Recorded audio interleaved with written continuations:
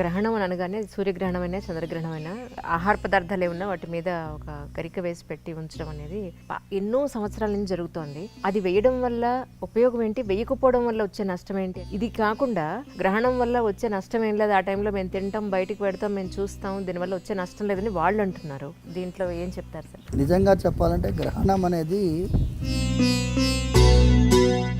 స్వామివారి చక్రానికి బలైనటువంటి రాహుకేతు. వాళ్ళు గ్రహణ స్నానం 3 స్నానాలు చెప్పబడింది: స్పర్శ, మధ్యకాలం, పుణ్యకాలం. ఆ సమయంలో తర్పణం చేస్తే ఇంత అద్భుతమైనటువంటి సన్నివేశాన్ని, భయాన్ని సృష్టించే విధంగా మనం చూడకూడదు. రెండవ పాయింట్, ఇప్పుడు గరికే అనేది గరుత్మంతుల వారు తన యొక్క తల్లిని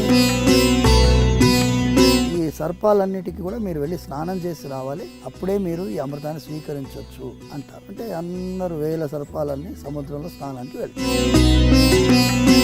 సర్పం యొక్క నాలుక రెండుగా చిరిగిపోతుంది. అంత పవర్ఫుల్ అన్నమాట ఈ దర్పం. సరే, మధ్య నేను కంచి వెళ్ళాను. ఎక్కడెక్కడి నుంచో కొన్ని వందలాది మంది పురోహితులు వచ్చారు, అందరూ యంగ్స్టర్స్. నేను అన్నాను సరదాగా, పెళ్ళి అయిందా అని అడిగాను. మమ్మల్ని ఎవరు చేసుకుంటున్నారండి, పురోహితులు ఎవరు చేసుకోవడానికి అమ్మాయిలు ముందు రావట్లేదు, దీని మీద మనం ఒక టాప్ చేయాలండి అన్నారు. అంటే ఈ మడి ఆచారాలకి, ఆచార వ్యవహారాలకి భయపడిపోతున్నారా, లేకపోతే ఈ లైఫ్ వద్దనుకుంటున్నారా? అర్చకుల్ని మాత్రమే కాదమ్మా, మోడర్న్ అంటాం. మోడర్న్ అంటే ఏంటి? మీకు ఏం చెప్తే ఏమో తప్పు అని నాకు భయం. మోడర్న్ అంటే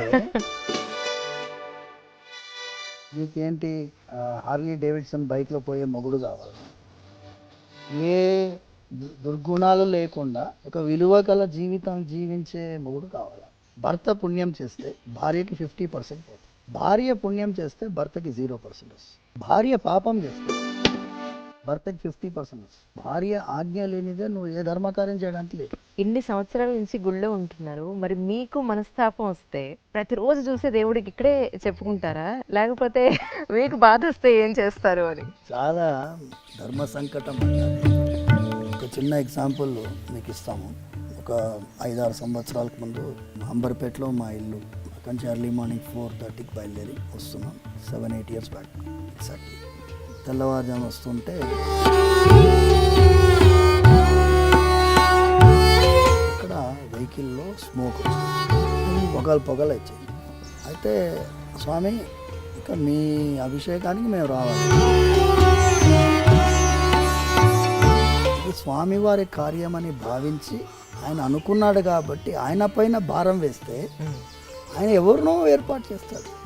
స్వామి, మంత్రహీనం క్రియాహీనం భక్తిహీనం యదర్చనం తత్సర్వం క్షమ్యతాం దేవ దీనం మాం ఆత్మసాత్ కురు. నేను దీనుణ్ణి, చిన్న పిల్లవాడిని ఎలా క్షమిస్తారో అలా నన్ను భావించి క్షమించాలి. అయ్యో ఇది ఏమరా దౌర్భాగ్యమైన పరిస్థితి అనే ఫీలింగ్ అయితే రాదు. నిన్న ఐడ్రీమ్కి ఈ డిఏవి పబ్లిక్ స్కూల్ పాప వాళ్ళ మదర్ వచ్చారండి. మా ఇంట్లో లలితా సహస్రనామాలు జరుగుతాయి, దసరా అమ్మవారి ఉత్సవాలు మేము చేస్తాం, ఎందుకు మాకే అయింది, ఇంత డివోటీస్గా ఉన్నాం భగవంతుడి టువర్డ్స్ టు గాడ్ అని అంటే మీ వంతు మీరు ఏం చెప్తారంటే ఏమంటారు?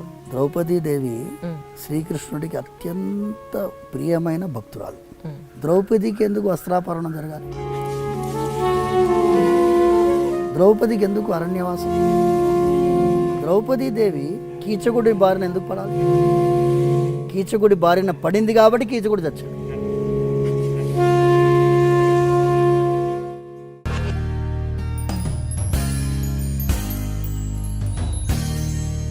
అందరికీ నమస్కారం అండి. ఈనాటి నా తెలుసు విత్ మీ అంజలిలో ఈరోజు చిలుకూరు బాలాజీ టెంపుల్కి వచ్చేసాం. ఎన్నో రోజులుగా అనుకుంటుంటే అసలు వీలే కుదరలేదు స్వామితో మాట్లాడడానికి. డాక్టర్ రంగరాజన్ గారు is with us right now. ముందైతే సార్ వెల్కమ్ చెప్పేద్దాం. సార్ నమస్కారం అండి. చాలా సంతోషం మిమ్మల్ని చూడడం, కలవడం. ఎప్పటి నుంచి అనుకుంటుంటే ఈ రోజుకి తీరింది మనకి. యాక్చువల్లీ నాకు కూడా ముందు మిమ్మల్ని ఎలా చెప్పాలో తెలియట్లేదు. కొంచెం 3-4 నెలలుగా మీరు ప్రయత్నం చేస్తున్నారు. అవునమ్మా? ఎందుకంటే ఏదో ఒక కార్యక్రమం ఈ నడుమ ఈ స్వామివారి సేవలో మనకి కుదరలేదు. బట్ ఎనీవే, ఇవాళ వెంకటేశ్వర స్వామి అనుగ్రహం ఉంది కాబట్టి ఇవాళ కుదిరింది. మీ అందరితో మనం దిల్సే అంజలి ఉండడం మాకు కూడా భాగ్యంగానే అనిపిస్తుంది. సార్ సార్ ముందుగా నిన్న జరిగిన గ్రహణం గురించి కొంచెం క్లారిటీ తీసుకుందాం. గ్రహణం అని అనగానే సూర్యగ్రహణమైనా చంద్రగ్రహణమైనా మన ఇంట్లో పచ్చళ్ళు లేదా ఆహార పదార్థాలు ఏమన్నా వాటి మీద ఒక గరిక వేసి పెట్టి ఉంచడం అనేది ఎన్నో సంవత్సరాల నుంచి జరుగుతోంది. అది వేయడం వల్ల ఉపయోగం ఏంటి, వేయకపోవడం వల్ల వచ్చే నష్టం ఏంటి అనేది ఇంతవరకు ఎవరు క్లారిఫై చేయలేదు. మా ఇంట్లో అడిగితే అలా వెయ్యాలి అంతే అని అన్నారు మా పెద్దవాళ్ళందరూ. ఇది కాకుండా రేషనలిస్టులు అందరూ కూడా గ్రహణం వల్ల వచ్చే నష్టం ఏం లేదు, ఆ టైంలో మేము తింటాం, బయటికి పెడతాం, మేము చూస్తాం, దీనివల్ల వచ్చే నష్టం లేదని వాళ్ళు అంటున్నారు. ఏది నిజం అసలు? మీ వరకు మీరు చూసిన దీంట్లో ఏం చెప్తారు సార్? ముందుగా గ్రహణం అనేది మనం వాడేటటువంటి విధానంలో మీరు చూస్తే ఏదన్నా మీరు బుక్స్లో రాసేటప్పుడు దీనికి గ్రహణం పట్టింది, మన వైభవానికి గ్రహణం పట్టింది అలా వాడతారు, నెగటివ్ టర్మినాలజీగా వాడతారు. కానీ నిజంగా చెప్పాలంటే గ్రహణం అనేది ఒక విధంగా చూస్తే ఒక అద్భుతమైనటువంటి సన్నివేశం.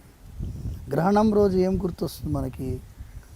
అమృతం సంపాదించినటువంటి ఆ క్షీరసాగర మథనం గుర్తు రావాలి. అమృతం వచ్చింది. అమృతం వచ్చిన తర్వాత దేవతలకి రాక్షసులకి పంచుతున్న సమయంలో ఈ స్వామివారి చక్రానికి బలైనటువంటి రాహు కేతు. సో వాళ్ళు సూర్యచంద్రుల నడుమ కూర్చుండినప్పుడు వాళ్ళు కూర్చున్నారు కాబట్టి వాళ్ళు అమృతాన్ని స్వీకరించిన తర్వాత తల నరకబడింది. సో అందులోంచి ఆవిర్భవించిన వాళ్ళే వీళ్ళిద్దరు. సో అమృతాన్ని స్వీకరించారు కాబట్టి వాళ్ళకు కూడా చిరంజీవులు అయిపోయినారు, వాళ్ళకి మరణం లేదు. సో అది ఒక పురాణ గాథగా మనం అందరం చెప్పుకుంటూ వచ్చాం. సూర్యగ్రహణం చంద్రగ్రహణం అనేది మనకి కేతుగ్రస్త సూర్యగ్రహణం, రాహుగ్రస్త చంద్రగ్రహణం ఇలా మనం పాటిస్తూ ఉన్నాం. మన సనాతన ధర్మంలో వేద మార్గంలో ఈ గ్రహణానికి ఒక గొప్పతనం ఉంది. ఎన్నో పురాణాల్లో వివరిస్తున్నారు. దాని గురించి మనం పోతూ ఉంటే ఐ డ్రీమ్లో దిల్సే చెప్పలేము చాలాసేపు. బట్ ఓన్లీ అల్టిమేట్ ఏంటంటే గ్రహణం అప్పుడు చాలా విశేషమైనటువంటి ఫలితాలు ఉంటాయి. గ్రహణ స్నానం 3 స్నానాలు చెప్పబడింది: స్పర్శ, మధ్యకాలం, పుణ్యకాలం. సో ఈ తర్పణాలు చెప్పబడ్డాయి.